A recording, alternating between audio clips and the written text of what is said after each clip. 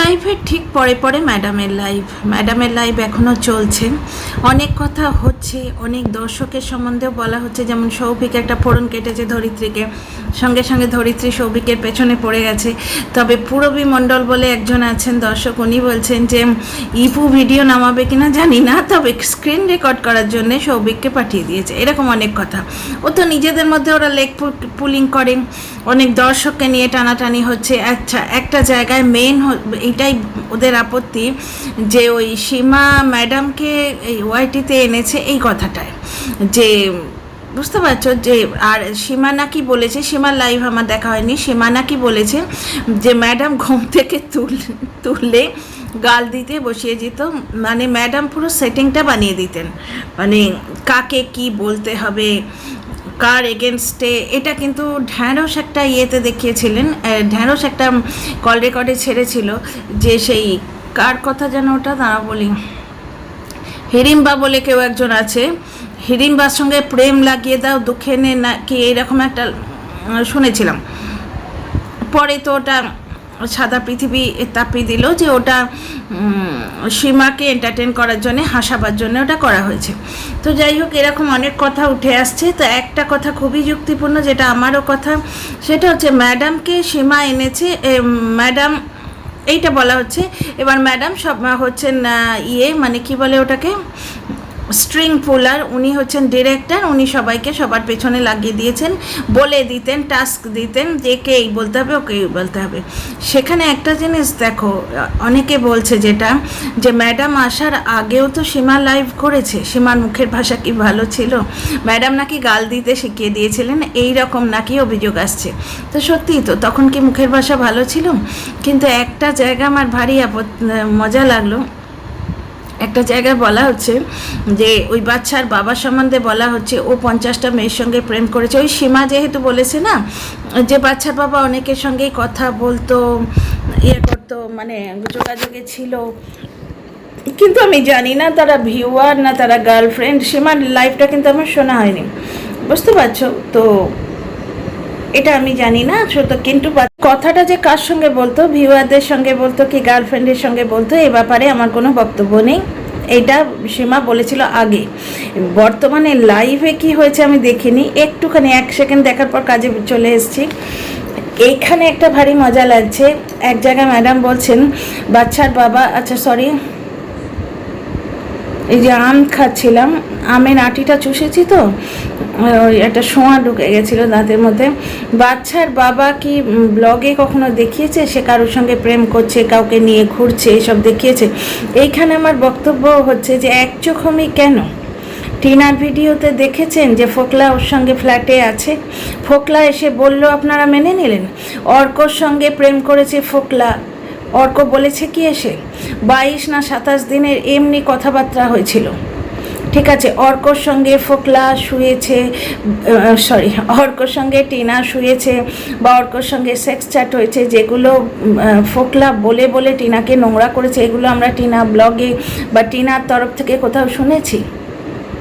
তাহলে মানে এক চোখে ঘি আর এক চোখে জল কী করে হয়? মানে একই মানুষের মুখ থেকে একই ওয়াইটিতে দুজন মানুষকে বিচার করার দুরকম পদ্ধতি কী করে হয়?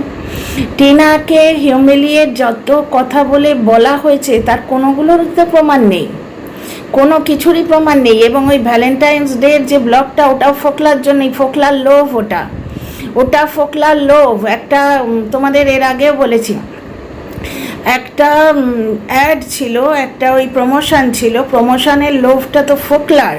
3 পয়সা টিনা পেতো, বাকি ক পয়সা কে কত পেতো আমরা কি জানি। এবার ব্যাপারটা হচ্ছে যে একটা প্রমোশন ছিল যেটার জন্যে পার্টিকুলার কিছু লেভেলের ভিউ দরকার, এবং সেই লেভেলের ভিউটা তখনই উঠবে যখন টিনার ব্লগে এমন কিছু দেখানো হবে যেটা নিয়ে প্রচণ্ড কন্ট্রোভার্সি হবে। তাই হয়তো ফোর্স করে টিনাকে নিয়ে গেছিলো ভ্যালেন্টাইন্স ডেতে, আর টিনা দেখেছো ইজি গোয়িং মেয়ে। তো এই ভ্যালেন্টাইন্স ডেতে যাওয়াটুকু ছাড়া, তাও সেটা বক ঢোকার আগে, বক যখন বললো যে ছেলের জন্যে বলো আমার ওই লোকটার সঙ্গে কোনো সম্পর্ক নেই, তারপর টিনা ব্লগে কিন্তু কোনো প্রমাণ পাওয়া যায়নি কোথাও থেকে। তাহলে আজকে বাচ্চার বাবার ভিডিওতে দেখা যায়নি বলে সে দোয়া তুলসী পাতা। সে একবার বলে যে এর সঙ্গে আমি চিনি না, এর নাম পর্যন্ত শুনিনি, আর একবার বলে এর সঙ্গে আমার ফ্রেন্ডশিপ আছে। তারপর তার কল রেকর্ড প্রকাশিত হয়। টিনার তো কিছুই প্রকাশিত হয়নি। তাহলে বাচ্চার বাবা যেমন ব্লগে দেখায়নি, টিনাও তো দেখায়নি। তাহলে ওই মেয়েটাকে এত হিউমিলিয়েট কেন করা হয়েছে? তো আজকে সীমাবদ্ধ যজ্ঞ চলছে, আমি দেখতে পাচ্ছি যেটা ওরা অ্যাকচুয়ালি ওই ক্রাউড ফান্ডিংয়ের বিরুদ্ধে ম্যাম মোর্চা খুলেছেন। ক্রাউড ফান্ডিংকে আমিও সাপোর্ট করি না, এবং সীমার বিরুদ্ধে টপ যে ব্যাপারগুলো সেগুলো হচ্ছে ছেলে মেয়েরা এগিয়ে আসেনি, অথচ ভিউয়ারদের আহ্বান জানানো হচ্ছে। এটা একটা অদ্ভুত ব্যাপার সত্যি। ছেলে মেয়ে কেউ যায়নি বাবাকে দেখতে, বাবার কোভিড হয়েছে, শ্বাসকষ্ট, ছেলে মেয়ে কেউ দেখতে যায়নি, ছেলের শ্বশুর বাড়ির লোকেরা যায়নি। তো এখানে আমার বক্তব্য একটাই হচ্ছে, সমস্ত পক্ষের আত্মীয় স্বজনের সঙ্গে আমাদের সমান সম্পর্ক থাকে না, তবে কি একটু কাটসি ভিজিট বা একটা ফোন এটা করাই যেত, যেটা কিন্তু বাচ্চার বাবারও করা উচিত ছিল। বুঝতে পারছো? এবার ওই হিপড়া যেটা তোমাদের কমেন্টগুলো পড়ে শুনেছি, তাতে হিপড়া অভিযোগ চলেছে যে সীমা নাকি বেশ কিছু কন্ট্রোভার্সি ক্রিয়েটারকে বাচ্চার বাবার এগেনস্টে করে দিয়েছে। তো সেই সব কন্ট্রোভার্সি ক্রিয়েটারদের এসে সাক্ষী দেওয়া উচিত। ক্যাঁতা করে খানিকটা গুপ্তিকে ঝাড়লেন ম্যাডাম, বোঝাই যাচ্ছে। তো আমার শুধু ওইটাই বলার কথা, বাচ্চার বাবার ভিডিওতে যেমন আমরা কিছু দেখিনি, তেমনি বাচ্চার মায়ের ভিডিওতেও তো আমরা অনেক কিছুই দেখিনি। শুধুমাত্র একটা মাতাল লম্পট এসে বলে গেল, সেটা বিশ্বাস করে একটা মেয়েকে আমরা এইভাবে সোশ্যাল মিডিয়ায় তুলোধনা করতে রইলাম। তোমরা কি বলো? আচ্ছা, এখন আর একটা কথা বলা হচ্ছে যে ক্রিয়েটাররা সাথ দিচ্ছে না, তাই দর্শকদের পেছনে লেগেছে। দর্শকদের মানে হিপ্রাকে বোধহয় কিছু বলেছে। এখানে একটা জিনিস দেখলাম, কিচেন সেফ, একে তোমরা ওই গুপ্তি ডাস্টবিনের ভিডিওতে প্রায় পাবে। সে এক জায়গায় বলছে বাচ্চার বাবার বউ নেই, সে তো প্রেম করতেই পারে। তাই নাকি? তাহলে বাচ্চার মায়েরও তো স্বামী নেই। যে সেন্সে বাচ্চার বাবার বউ নেই, সেই সেন্সে বাচ্চার মায়েরও স্বামী নেই। তাহলে সে প্রেম করলে সে ড্যাশ ভাতারই হয় কি করে, আর এ ড্যাশ ভাতার হয় না কেন? এই প্রশ্নগুলোর কোনো জবাব আছে? দিতে পারো তোমরা? ম্যাডাম আজকে কিন্তু বলেই দিলেন, ইপু দিদির কমেন্ট বক্স থেকে যে কথাটা আমি কিন্তু তোমাদের আগের ভিডিওয় বলেছি, যে 144 ধারা জারি করেছিলেন টিনার জন্যে নয়, আজকে গিমার জন্যেই জারি করেছিলেন। কারণ গিমা ওই বাচ্চার বাবার বাড়িতে গিয়ে কিছু গোপন কথা বার করে আনতো। তার মানে কি গোপন কথা ছিল কিছু বার করে আনার, যেটা গিমা বলছিল যে বাচ্চার বাবা নাকি ওকে বলেছে তুমি কি দেখতে এসছো আমার বাড়িতে আছে কিনা। মনে আছে কথাটা? সীমার আজকে লাইভটা কিন্তু আমি দেখিনি, কারণ অত লাইভ দেখলে আর ঘর সংসার মাথায় উঠবে ভাই। এই পটল দিয়ে মাছের মুড়ো দিয়ে আমায় এখন তরকারি কালিয়া করতে হবে, বুঝতে পারছো? মাছের বিশাল মুড়ো আছে, সোনা কষে তাও তো অর্ধেকটা করে রেখেছি। যারা আমাকে নাম দিয়েছো তারা বসে যাও। তো যাই হোক, এই পটল কাটবো না আমি ওই সব দেখবো। যাই হোক, এখন বর্তমানে লাইভটা দেখছি আর মনে মনে ভাবছি যে সমাজের কি অদ্ভুত একচোখমি।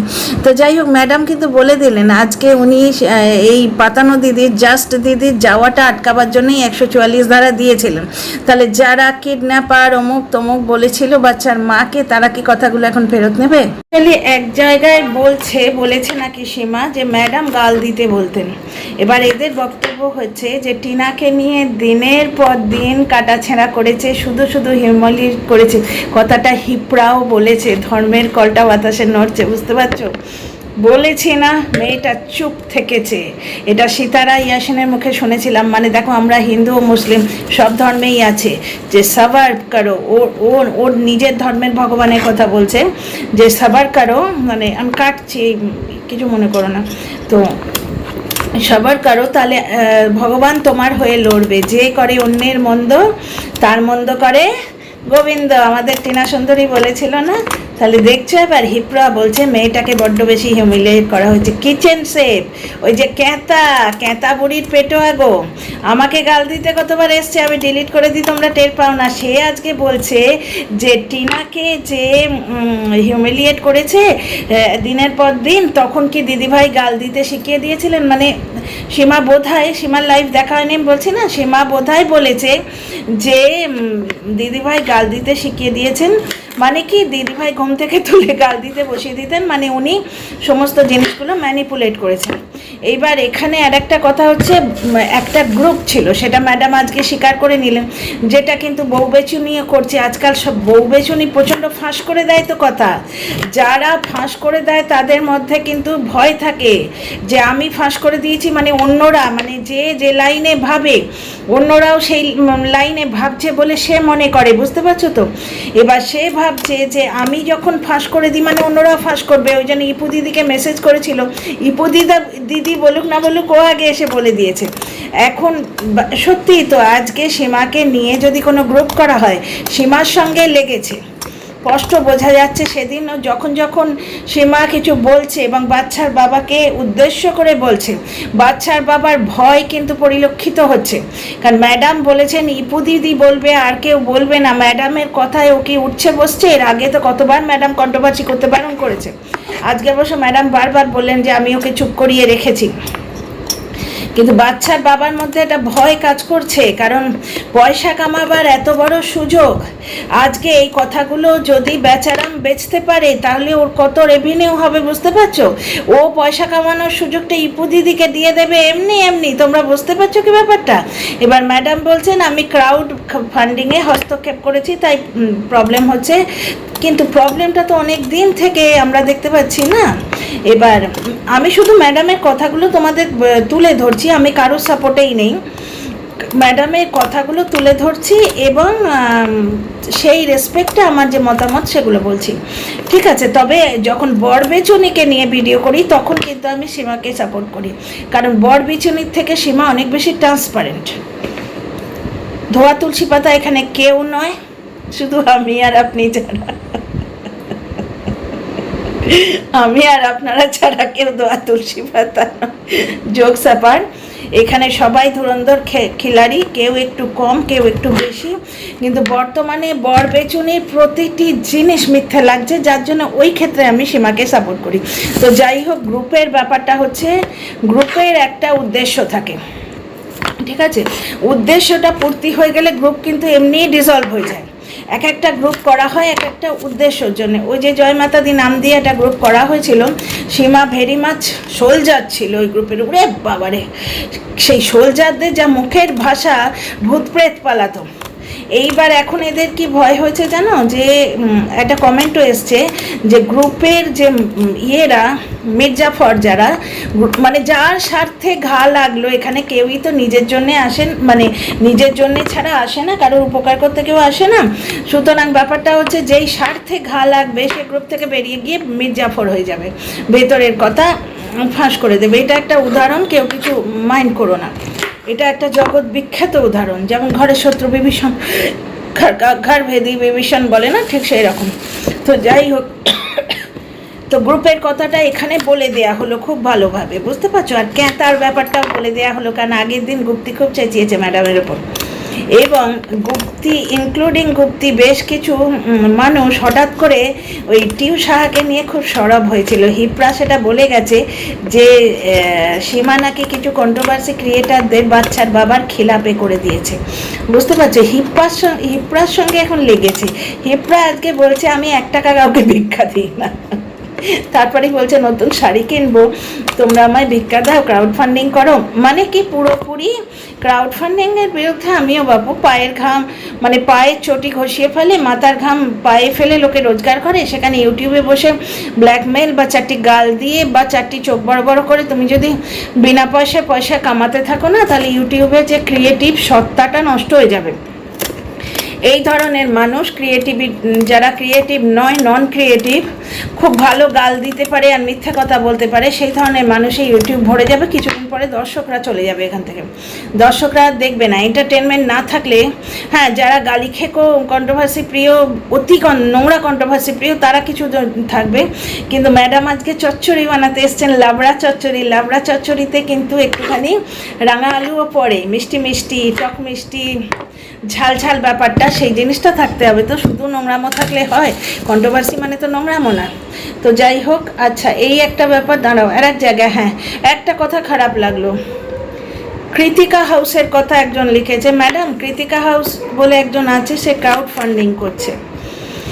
কৃতিকা হাউসের অবস্থা কিন্তু ওটা ভালো নয়। যাই হোক, আমি অবশ্য অনেক দিন আগের খবর পড়ছি।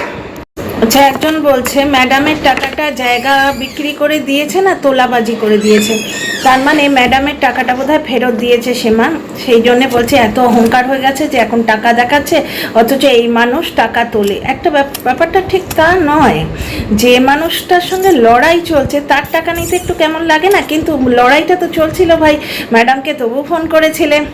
ব্যাপারটা কি কি ম্যাডাম টাকা দিচ্ছে এইটা দেখিয়ে, নাকি একটা জায়গার মানুষ, একটা মানে ক্ষমতাশালী মানুষকে হাতে রাখার ব্যাপার? আচ্ছা, এখানে একজন লিখছে মানে মানুষগুলোর চরিত্র কিরাম দেখো, কি পরিমাণ দোগলা। ওই কিচেন শেফ যে কিন্তু গুপ্তির কমেন্ট বক্সে ঘোরাঘুরি করে, আজকে লিখছে গুপ্তিকে ভালো লাগে কিন্তু ঝিম্পা আর সীমার ইনফ্লুয়েন্স ওর ওপর চলে, যার জন্যে ভালো লাগে না, বড্ড তাড়াতাড়ি ইনফ্লুয়েন্স হয়ে যায়। ম্যাডাম বললেন যে কোনো উপায়ে ক্লায়েন্টকে জয় পাইয়ে দিতে হবে এবং নিজের প্রতিচ্ছবি মেলাইন করতে দিতে হবে না, করা চলবে না, বুঝতে পারছো তো? আর রাস্তা দেখানোর ব্যাপারটা হচ্ছে এখনকার দিনে আলাদা ব্যাপার, কেউ কারো দেখানোর রাস্তায় চলে না। হ্যাঁ, রাস্তা দেখানোর জন্য ছিলেন বিবেকানন্দ, রবীন্দ্রনাথ ঠাকুর, নেতাজি সুভাষ, রাজা রামমোহন রায়, ওনাদের ব্যাপার আলাদা, ওনাদের কথাতেই আমরা ইনফ্লুয়েসড হতাম। রাস্তা দেখানো মানে কেসের ভয় দেখানো, কি ভয়, এখন হচ্ছে কেউ কারোর কথায় চলে না, ভয়। এবার কেসের ভয় মানে কি, এখানে ভয়ও কেসের ঠিক কেউ পায় না, কিন্তু ওই হয়রানিটা, যে এই পটল কাটা ছেড়ে ছেলেকে স্কুল থেকে আনা, কচি কচি বাচ্চাগুলোকে ছেড়ে কোথায় দৌড়তে হবে, এই তো ব্যাপার। আর এই হয়রানি, দুটো টাকা যাবে, কেন দেবো শুধু সেই টাকা, বরঞ্চ নিডি মানুষকে দেবো, এই একটা ব্যাপার। আর আজকে তো গুপ্তি ধোলাই হচ্ছে, সুতরাং সকাল থেকে উঠে ক্যাঁতার গোষ্ঠীর মাথা, ক্যাঁটার গোষ্ঠীর ছাতা, কানে যেন আমার মধু ডালছে, কানে আমার মধু ডালছে। আমি তোমাদের বললাম না, ধর্মের কলটা এইভাবেই বাতাসে নড়বে এতদিন। আজকে ম্যাডামকে এই যে এরা এনেছে বলে, সীমার পেছনেই তো বর্তমানে অনেকে হাঁটছে বলে ওয়াইটির অভিযোগ, আমার নয় ভাই। ম্যাডাম পারমিশন দিলেন, ম্যাডাম আমাকে নিয়ে কন্টেন্ট করো, এখন তো আমাকে নিয়ে কন্টেন্ট হবে, তো ম্যাডাম পারমিশন দিয়েছেন, করছি কিন্তু আপনাকে নিয়ে কন্টেন্ট। ম্যাডাম ওনাকে নিয়ে কন্টেন্ট করতে বলেছেন, বিন্দাস করি কন্টেন্ট, এসো। ম্যাডামের ভারী বয়ে গেল। আচ্ছা, সেই মনিকাও এসছে, সেই মনিকা লিখছে আমি একটা জায়গায় আছি, ম্যাডামের লাইভে জয়েন করি, আমার অত সময় নেই। তার মানে আগের দিন যে ওই মানহানির মামলার, ওটা কি ধমকি ছিল? ভারী মজাদার ব্যাপার। তবে এই পটল কাটা পর্যন্ত কিন্তু আমার সময়সীমা, তারপর উঠতে হবে, তারপর না হয় রেকর্ডেডটা দেখে নেবো। তবে লাইভে ভারী মজা। তা গুপ্তির চাটন হচ্ছে, আমার খুব ভালো লাগছে। গুপ্তি কন্টেন্ট পাবে, ও চেঁচাতে বসবে, তবে এখানে ও তো সেই বাগালের মতো চেঁচাতে পারবে, আই করে যে অসভ্যতাটা করে সেটা তো পারবে না। বেশ ভালোভাবে লেগেছে আগুন। আচ্ছা, সীমা বোধহয় ম্যাডামের টাকাটা ফেরত দিয়ে গেছে। অ্যাকচুয়ালি ম্যাডাম ক্লায়েন্টের থেকে সরে দূরত্ব এখন মেনটেন করেছেন, কারণ কেস ফেস নেই, কিন্তু ক্লায়েন্টকে প্রোটেক্টিং উনি কিন্তু ভালোভাবেই করছেন। আসল কন্ট্রোভার্সিটা এখানেই, সীমার কাছে ওই বেচারামের টিকিটই ধরা আছে, এত ভয় কিসের, ওইটাই আসল কন্ট্রোভার্সি। তবে এই মির্জাফরগুলো আছে তো, এই যে কিচেন শেফ ভাবতে পারো, কিচেন শেফ হচ্ছে গুপ্তির একদম পাচাটা। ওই কিচেন শেফই গুপ্তিকে গিয়ে, মানে গুপ্তি খুব কেঁদেছিল নাকি যখন মন খারাপ করে বসেছিল, ওই বাচ্চার বাবার দোগলা বলাই, ওই কিচেন শেফই গুপ্তিকে বলেছিল তোমায় বলেনি। গুপ্তি আবার সেটা ভিডিওতেও বলেছিল যে কিচেন শেফ অবশ্য আমায় বারবার বোঝাচ্ছে তোমায় বলেনি। তাহলে মানুষগুলো দেখো আজকে কমেন্ট বক্সে পুরো গুপ্তির এগেনস্টে বলে যাচ্ছে, পুরোটা। বন্ধুরা আজকে বোধহয় ধর্মের জয়, মানে ধর্মের কি বলে ওটাকে, ধর্মের কল বাতাসে নড়ে সেই দিন। ওই যে ধরা যাকে তোমরা কি সব ঝোলা টোলা বলো না, যাকে বলে গাল খেলো সৌভিক, তো সৌভিক লিখেছিল কি ঝুলন্ত এরকম, তারপরে দেওর, এই সমস্ত লিখেছিল। তখনই তো পুরবী মণ্ডল ওই কথাটা বললো যে ইপু ভিডিও করবে কিনা জানি না, কিন্তু স্ক্রিনশট নেবার জন্য সৌভিককে পাঠিয়েছে, এটা কমেন্টে ছিল। তো যাই হোক, ধরা কি লিখছে শোনো, এই ফোকলার নামটা শুনলেই আমার গা পিত্তি জ্বলে যায়। আমি স্ক্রিনশট নিয়ে রেখেছি। ফোকলার গান নাম শুনলেই আমার গা পিত্তি জ্বলে যায়। দাঁড়াম দেখে নিই একবার, ভুলে গেছিলাম। কি করে একটা মাকে সন্তানের থেকে আলাদা করে দিল, একটা সোনার সংসার ভেঙে দিল, মনে হয় চুলের মুঠি ধরে ওকে মেরে আসি। আয় হায় হায় হায় আয় হায় হায়, ঠিক হয়েছে। তবে এই যে সোনার সংসার ভাঙলো না, এর পেছনে বাচ্চার বাবারও হাত আছে। বাচ্চার বাবার কাছে বাচ্চার মা সোনা কোনো দিন ছিলই না। বাচ্চার মা টাইলস পছন্দ করেছিল, সেটা বাচ্চার ঠাকুমার ইয়েতে বসানো হয়েছিল, বাথরুমে। বাচ্চার মার সঙ্গে মানে সংসার করার ইচ্ছে বাচ্চার বাবার কোনো দিন ছিল না। সোনার সংসারটা কিন্তু তোমার এই সীমা ডার্লিংও ভেঙেছে খানিকটা নিজের তেষট্টির জন্যে, যেটা সত্যি ভাই বলবো। ওই পোষ্য যেমন ওই আছে না আলপনা নাগ, তারপরে চন্দনা দাস, ওই পোষ্য দর্শকগুলোর মতন পোষ্য ক্রিয়েটার কিন্তু কেউ নেই। বরবেচুনি কাকে পোষ্য ক্রিয়েটার বলেছে, সে যারা বুঝেছে, যাদের গায়ে লেগেছে তারা নিশ্চয়ই জবাব দেবে। আমি তো বুঝতে পারছি না কাকে বলেছে। সুতরাং পোষ্য ক্রিয়েটার ছাড়া সত্যি কথা তো বলবোই। বুঝতে পারছো যে সীমার জন্যেও খানিকটা সোনার সংসারটা ভেঙেছে। আর এখন তো আর ওদের দুর্গা বাহিনীও নেই। জয় মাতা দি, মাফ করো মা, আমি তো আর নাম রাখিনি, মাফ করো। তো যাই হোক, দুর্গা বাহিনীও তো এখন নেই। সুতরাং গালিগলজ বাহিনীর নেতৃত্ব ছিল একসময় ঝাঁসির রানী লক্ষ্মীবাই, তো ছিল সীমা। আগের লাইভে কিন্তু এটা বলা হয়েছে। ভাই আমি সত্য মিথ্যে দুটো বলবো, যা শুনছি তোমাদের সবটাই বলবো, এবার তোমরা বোঝো। প্রত্যেকেই ইউজ করেছে এবং ইউজড হয়েছে এখানে। আগের লাইভে ম্যাডাম পারমিশন দিয়েছেন কিন্তু আপনাকে নিয়ে কন্টেন্ট করতে, সুতরাং রাগলে চলবে না। এখানে রেগে গিয়ে আমার মাথায় ধপ করে কেস ঠুকে দেবেন, তা হবে না। আপনি আগের লাইভে বলেছিলেন যে সীমার চ্যানেলটা সব থেকে বড় ছিল 63-র, ওই জন্যে ওই চ্যানেলটা আমরা ব্যবহার করেছিলাম। তো ঘটনা বুঝতে পারছো তো, এখানে প্রত্যেককে ইউজ করেছে, বুঝতে পারছো এখানে। তো যাই হোক, এই ধরার কমেন্টটা শুনে আমার যেন বুকের মধ্যে মানে শান্তির লহর বয়ে গেল। যে আজকে কিন্তু যারা সব থেকে বেশি টিনাকে দেশভাতানি অমুকতম বলেছে, প্রত্যেকে অল্প করেও টিনার দিকে যেন একটু করে এগিয়েছে, মানে টিনার গায়ের কালিমাটা যেন একটু করে ধুয়েছে। এটাই হবে। টিনাই যে নির্বিরোধে শুধুমাত্র নিজের কাজটি করে যাচ্ছে না, ফোকাস অন ইয়োর ওয়ার্ক। আমি সবাইকে বলি এবং নিজেও সেটা চেষ্টা করি, just focus on your work. কোনো রকম ইকুয়েশান, একে ফোন করা ওকে ফোন করা, অমুক গ্রুপ তমুক গ্রুপে থেকো না, ফোকাস করো। আস্তে আস্তে সত্যটা ঠিক বেরিয়ে আসবে।